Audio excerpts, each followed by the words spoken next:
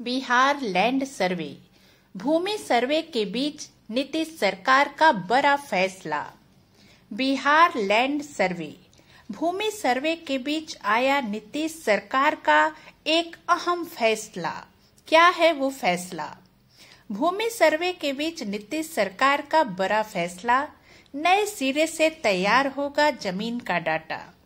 सरकार रैयतों के लिए नए जमीन के अधिकार अभिलेख तैयार कर रही है। इसमें रैयत का नाम, खाता, खेसरा और रकबा का डाटा होगा।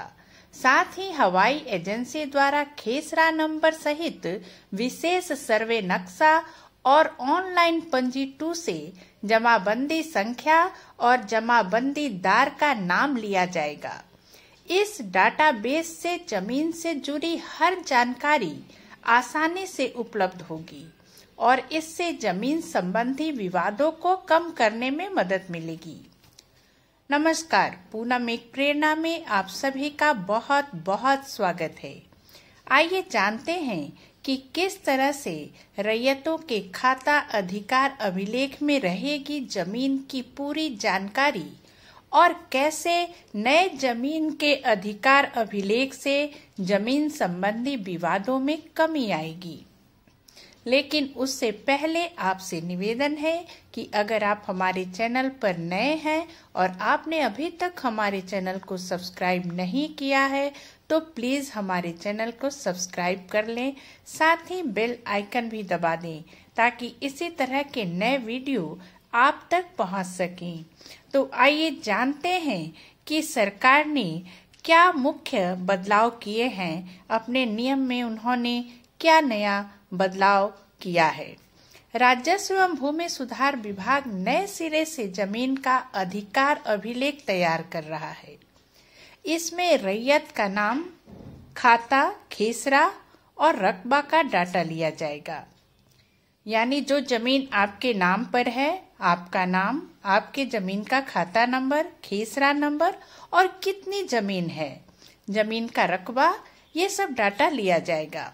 इसके अलावा हवाई एजेंसी द्वारा खेसरा नंबर सहित विशेष सर्वे नक्शा और ऑनलाइन पंजी 2 से जमाबंदी संख्या और जमाबंदीदार का नाम लिया जाएगा। अमीन गांव में घूमकर वर्तमान दखलकार का नाम, खतियानी रैयत से जमाबंदी रैयत का संबंध, जमाबंदीदार से वर्तमान दखलकार का संबंध और भूमि पर दखल का अधिकार जैसी जानकारी जुटाएंगे।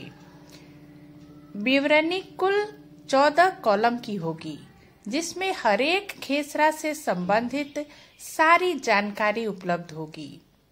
आइए जानते हैं कि किस तरह तैयार होगा जमीन का ये डाटा। भूखंडों के स्वामित्व संबंधी विवरणी तैयार करने के लिए प्रपत्र 5 में भरे गए आंकड़े, हवाई एजेंसी द्वारा उपलब्ध कराए गए विशेष सर्वेक्षण मैप, ऑनलाइन जमाबंदी पंजी और अमीन द्वारा इकट्ठा की गई भौतिक विवरणी का इस्तेमाल किया जाएगा। विभाग के अनुसार इन जानकारियों का इस्तेमाल अमीन यादाश्त पंजी तैयार करने और खेसरा पंजी भरने में करेंगे। इससे गलती की संभावना कम हो जाएगी। किस्तवार और खानापूरी में समय कम लगेगा और सुनवाई में समय की बचत होगी।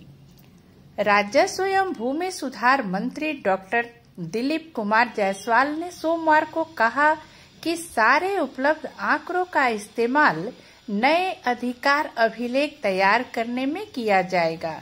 यह प्रमाणिक दस्तावेज होगा।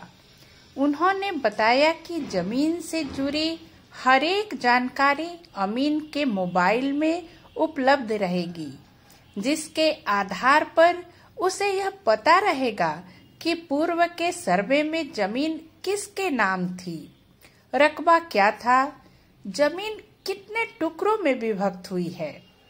उन्होंने बताया कि पहले और मौजूदा समय में भूमि की प्रकृति क्या है। NIC और भू अभिलेख निदेशालय का IT विभाग इसे अंतिम रूप दे रहा है।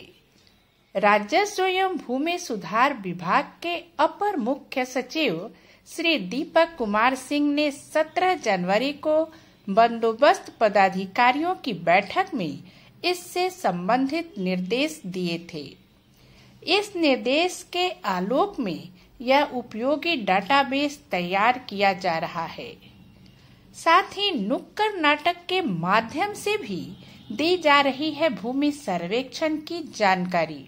हम आपको बता दें कि सरकार ने नुक्कड़ नाटक तैयार किया है और इस नुक्कड़ नाटक के माध्यम से भी लोगों के बीच जागरूकता लाने के लिए भूमि सर्वेक्षण की जानकारी दी जा रही है। राजस्व एवं भूमि सुधार विभाग ने भूमि सर्वेक्षण को गांव-गांव तक सरल भाषा में पहुंचाने के लिए नुक्कड़ नाटकों का प्रदर्शन शुरू कर दिया है। जनवरी महीने में सभी जिला मुख्यालयों पर नुक्कड़ नाटक के माध्यम से आम लोगों को सर्वे के बारे में जानकारी दी गई है। यह सिलसिला जारी है। योजना के मुताबिक एक अंचल में 6 नाटक किया जाना है। इनमें से 2 सर्वे शिविर या अंचल कार्यालय में आयोजित होगा। बाकी 4 ग्रामीण क्षेत्रों में होने जा रहा है। फरवरी के अंत तक शिविरों एवं ग्रामीण क्षेत्रों में यह अभियान पूरा हो जाएगा। 25 नाटक मंडलियां दक्षिण बिहार और 35 उत्तर बिहार में हिस्सा ले रही हैं। हर एक मंडली में 10 कलाकार हैं। नाटक में ढोलक, झाल और हारमोनियम जैसे वाद्य यंत्रों का इस्तेमाल किया जा रहा है। इसमें भूमि सर्वे से संबंधित सभी जानकारियां दी जा रही हैं। सारे सवालों का सरल भाषा में जवाब दिया जा रहा है।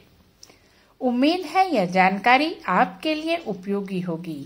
अगर वीडियो पसंद आई हो तो इसे लाइक और शेयर जरूर कर दें। नई जानकारी के साथ हम फिर मिलते हैं अपने अगले वीडियो में। तब तक के लिए नमस्कार, धन्यवाद, जय हिंद, जय भारत।